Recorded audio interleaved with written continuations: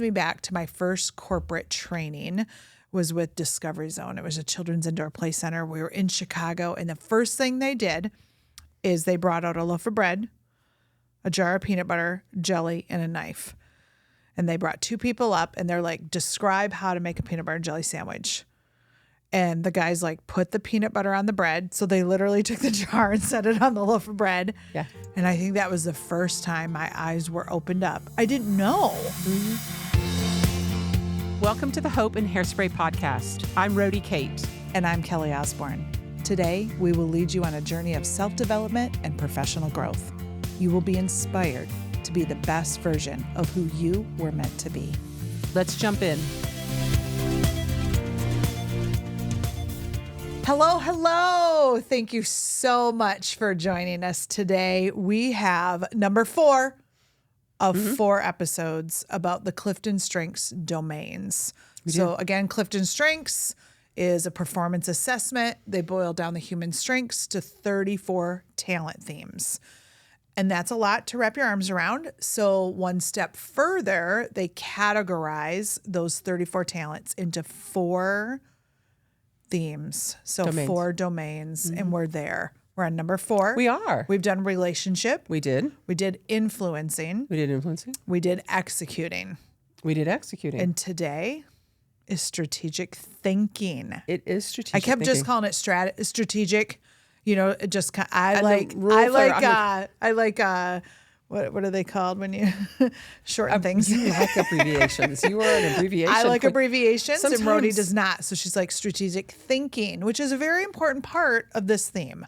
I'm a rule follower too, but then also just abbreviations or like, what do they call them? Initial, like we just use acronyms. Yes. Whatever, you just use letters.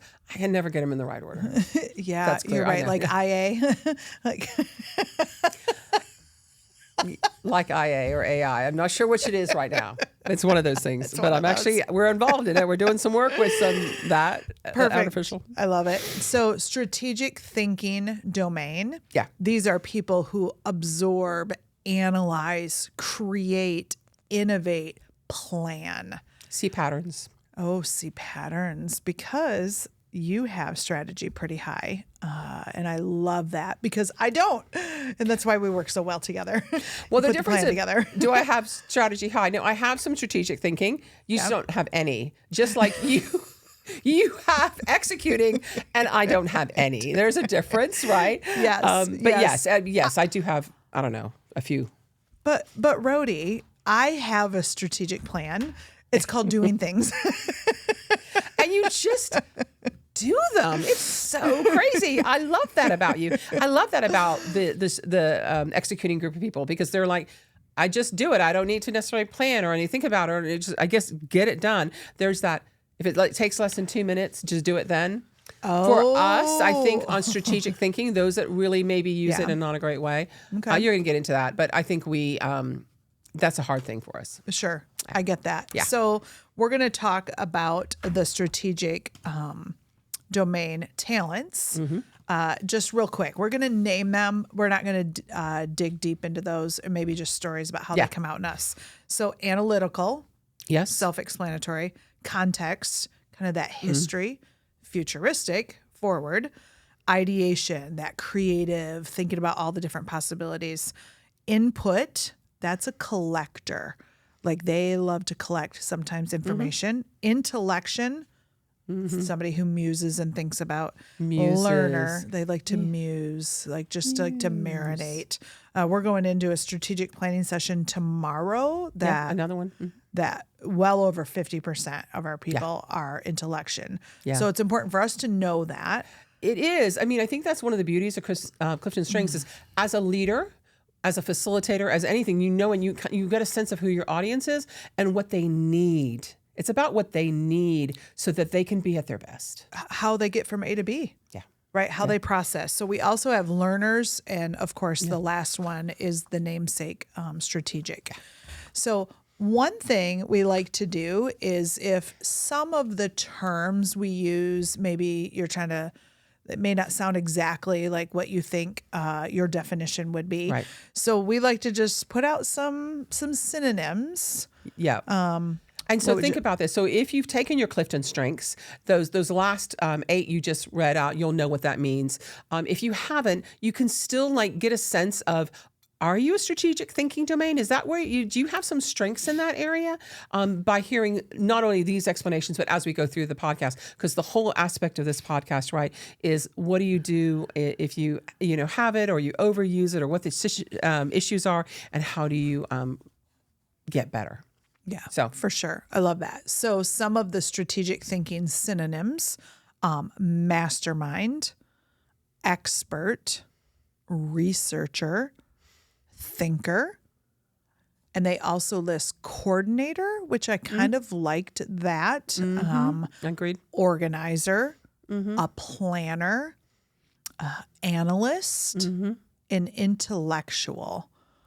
So those are some of the terms that have never been called, but maybe you can identify these like, oh, wow, I've been called one of those words, or you have used it to call somebody else. Absolutely. My husband's high in strategy, and he definitely is that input learner. So expert, we talked about him being an expert. This is something that you do really well naturally. It doesn't come so naturally to me, but strategic thinking is what it says, right? That one helps the definition a little bit more. I think it's a little more obvious for people. We talk about it a lot in leadership, right?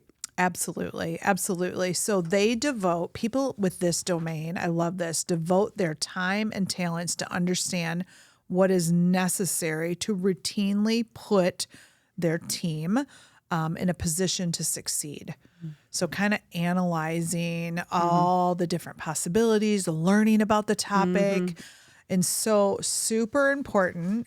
These people might be, you would think, easier to identify.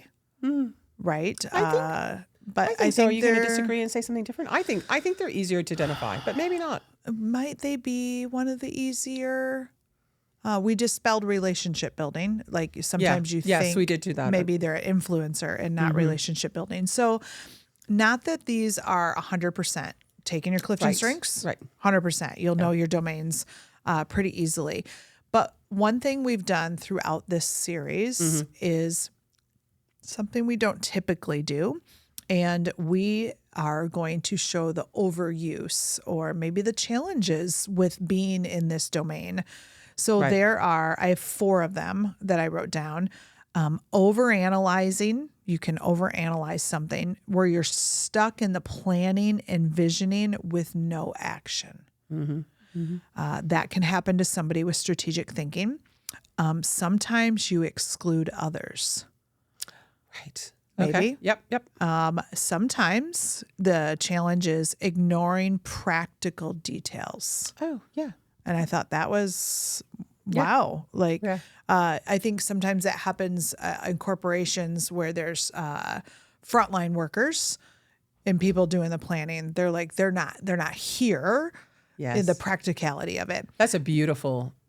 And that happens so much, Kelly. It does. That's a great call out. It does. Really and does. we're going to talk more about corporate and small business as well. And then also resistance to feedback. Because sometimes I think what could happen, and what I've seen with clients or teams, is they're like, well, I have all the data. I did all the research. I've done all the research. So sit down because I have all the facts, right? And these are just things, I'm not saying this is how you act all the time. This is, these are just some things that could be challenges. Could be. If you have the strategic thinking domain as one of your primary. And this is when we say you're not using it for good, right? This is when you get bogged down in whatever your particular domain is, or you overuse it. We always talk about, you're not using it at capacity, or you're not, using it at its best. So yeah, absolutely. Those are all very true for strategic thinking. So Agreed. those issues come up with every domain, though. Every domain can be used well or not well. Right. Sometimes we say it's a blessing and a curse.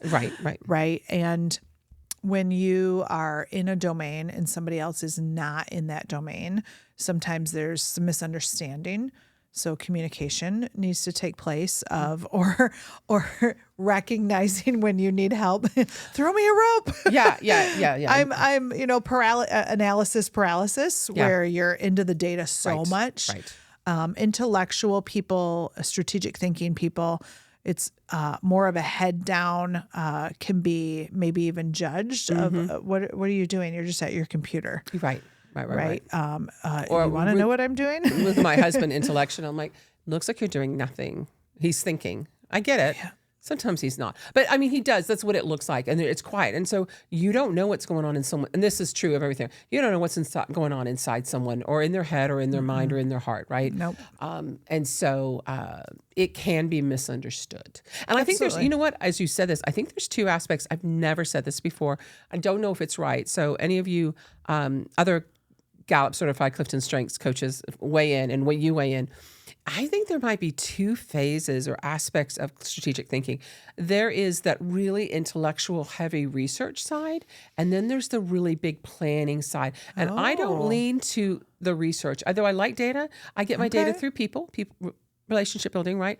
But I'm more, I can't think of a single one of them besides strategic thinking.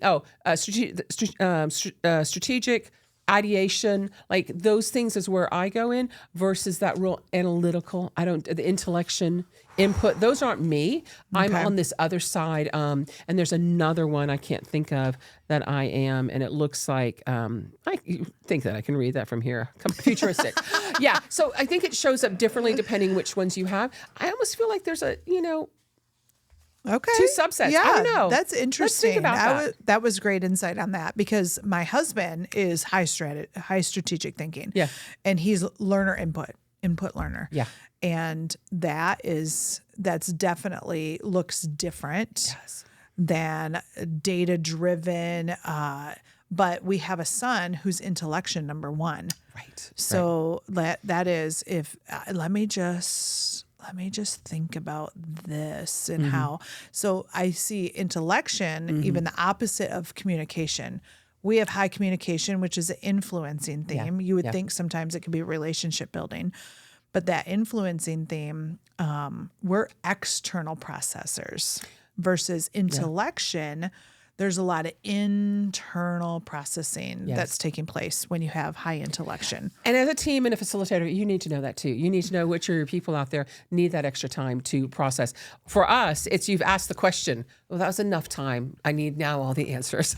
Because it's just who we are. Like the synergy around us helps us, and our ideas can come really quickly. With others, it's I just need more time before I speak out. Yeah, for sure. All is good. No right, no wrong. Nope.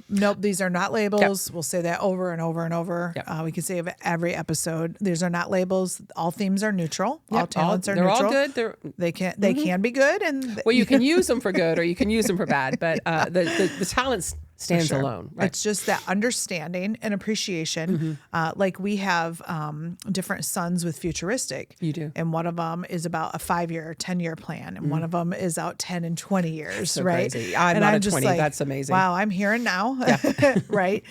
So super, super interesting to just be aware and then appreciate, of course. Of course. So we're going to talk about, if you fall into this domain, some of the hope for that is collaboration. It's always collaboration. Like, who can you join with, or how can you get there using your other, but we're going to say, if you were to join somebody that has some of the other domains.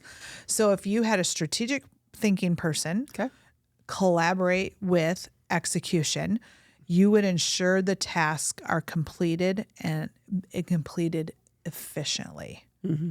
So, and that's definitely like our relationship, because that's kind of what you have, your strength, and I have, and we each don't have the other. So that shows up for us, and I am reminded of that daily. Yeah, that's a great combination. It really gives you hope to do that. And again, if you can't find the person, that just means, hey, there's probably some learnable habits within that parameter of executing that wouldn't be bad for you to learn. And I leverage 7 habits a lot in order to get there when I'm by myself. But as a relationship building person, I don't really want to be by myself very often. I mean, I do. Let's just be honest. Like 20% of the time, but the 80%, Is that the let's sleeping partner time? up. Yeah.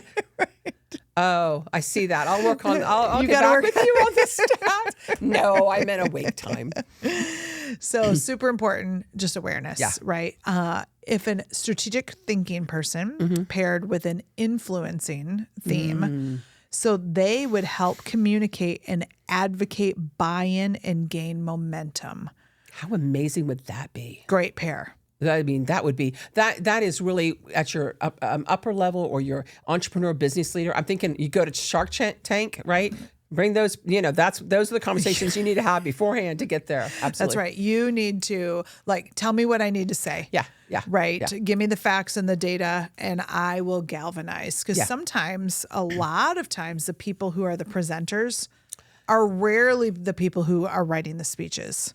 Yeah. Yeah. Yeah. And you lack both on both ends. I believe everyone should be able to represent themselves. So as a strategic thinker, if you're using someone else, they're missing the passion you have for the data and where it can go, but it can be very dry or very uninspiring. And the other goes, it can almost feel a little too top heavy, like flighty. Like there's not enough substance to ground them. Sure. So, my answer to that is you both present together. You know how I love co-facilitation. And so do you, because we're here together. And case in point, right? Here we are. Example. Absolutely. So then lastly, if a strategic thinking domain joined and collaborated with a relationship building domain, they would foster team cohesion, collaboration, and a supportive environment. So nice. that making sure the people, because like we said, one of the issues is that you can exclude people. Yeah. If you're strategic, it seems pretty solitary when you're searching for facts and gathering data and reading a book or, so when you have a relationship building person, they would tell you exactly what it would be like to include others. Yeah, exactly. Right? Yeah. So let's walk through the issues for some hope, right? We want to have that hope with also the hairspray. Yes, yeah, because I think the hope is definitely the you can see what it's going to look like. That we're going to combine the two. Yeah, that really shows, I think, an part of what that future is, the future can look like from that. So what was the first issue? So over analyzing, stuck in the planning, envisioning with no action.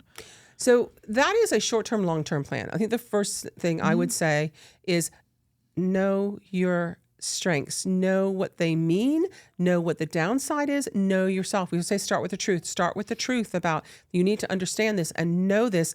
And strategic thinking, you should have a plan, and you probably do. So who's the person you go to that will help you get out of that circle? What are the 3 questions you're going to ask yourself? How to get there? How can you set deadlines? No, especially in Intellection. How do you set deadlines to say, how long will it take me to research something good enough in order to hit that deadline and pad for it?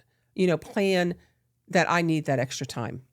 And so, technically from project management, you're not supposed to go to the date and plan back. You're supposed to plan the whole thing and then negotiate back so where no you're. reverse engineering. I know that's really that's another. We'll have to talk offline about that. That's a whole topic. But it is, and people may disagree. So go on there. But the idea is that you would always know how much time it really should take, and then strategically when you can crunch your timeline. Fair. So yes and no. But so I would think those are some great Hairspray strategies for you to be able to work through that particular issue. I am Anything going else? to, a little bit of buffer. Yeah. This project should take me a week. Yep. Right. So I'm going to tell them Monday if I'm probably going to be done on Friday.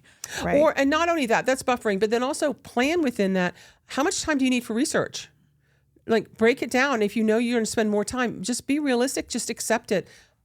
That you like to research more, but if you're getting stuck in that, then you need something to pop you out. And that's usually a person or a deadline or a sentence you tell yourself, like how much more of a margin, like if I research more, how much more of a get will I get out of it? 5% better? Yeah, it doesn't matter. 80%? Yeah, you better do some more research. Sure. I think we had a whole episode on that. It's It's a phrase used by Craig Rochelle called Getmo, and it's good enough to move on. Yeah, exactly, Right? exactly. Like, okay, if I hit 80%, that's going to be good enough to move on. In this situation, it might be 90, it might be 50, whatever the number is, right? You know, at that 1%, time. am I going to gain 1% if I spend another week on this? And we know time is money, so sometimes that's not the, Yeah, the activator in me starts to get a little jittery. Well, my young boss always said, by the time, if you go all the way to bright, right, show us everything, go to bright. If you fix a perfect solution at 100%, the field has solved that problem and has moved on to a different one. And you are in a lag situation. You are always lagging then behind. And they see you, which happens with field organizations, where the field will look at the resource center or the corporate and just like, you are not timely, you're not helping, you're just... you don't understand us. We just talked about that. You don't understand us. You don't see, what reality is. So right. I needed that answer a month ago. Yeah. We have Here's three new new problems. Right. Absolutely. Yeah. So what about when you start excluding others, or that's your norm? I mean, one or the other. You see it pop up here and there, or you're like, wow. Or maybe you don't know if you do. Yeah, I don't know. You might ask me. I'm includer, so that is not. I know it's a great combination. That is not something for me. Yeah. I'm also highly collaborative. Comes from the includer part. So because again, I think that's where I thought there's a difference. I'm not intellection piece. I'm ideation. When do you ideate? Brainstorm. People. Good. So it doesn't come out for me. But I think if you were in intellect, I'm just thinking this out really for the first time. If you're in intellection, and that for you means thinking versus conversing with someone, then you wouldn't. So if you are that person, would be, where in my process can I add a conversation, like in the field versus the corporate? Can I go talk to 10 people out in the field to get their input and feedback? Nice. I like that. One thing that just spurred in my thinking process is that maybe others need to know, because in meetings, we used to start asking, who are our strategic people, we are going to get them the questions ahead of time. Because if you have people silent during meetings, you're like, wow, they don't contribute. Yeah. So then they start to exclude. Right.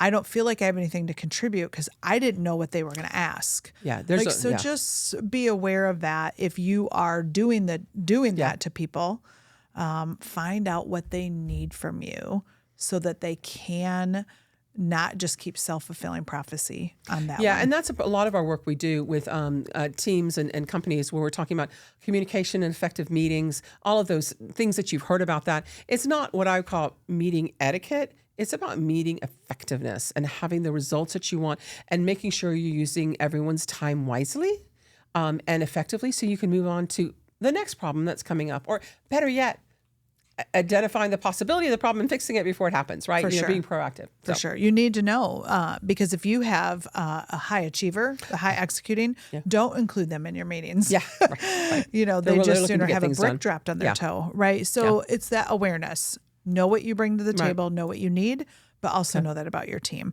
So what about ignoring practical details? How are you on practicality? Like, things need to be practical. I think you're pretty... Yeah, I'm boots on the ground, practical.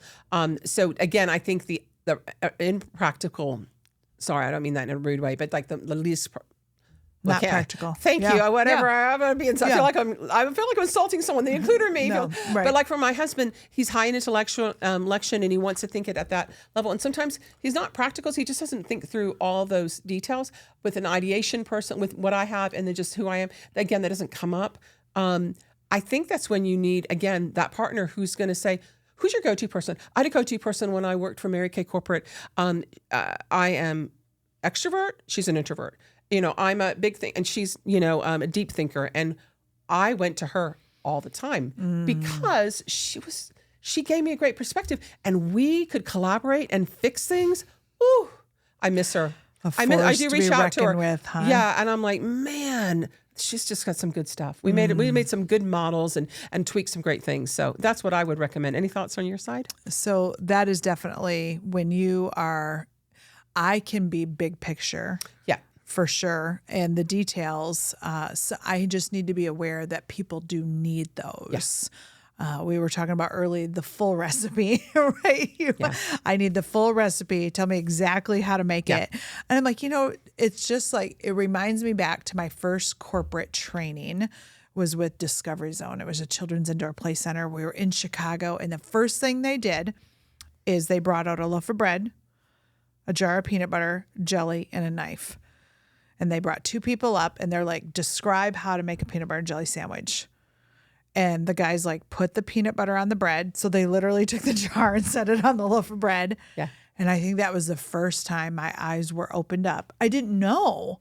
I didn't know what we assume people know. Yep. They probably don't. They have their own life and their own way of looking at things and experience. Yeah. Right. So it just really brought me back to the details. So sometimes, all the time, it comes down to communication. Does. And maybe asking them a week ahead of time. Yeah. Let me know what you're going to need next week.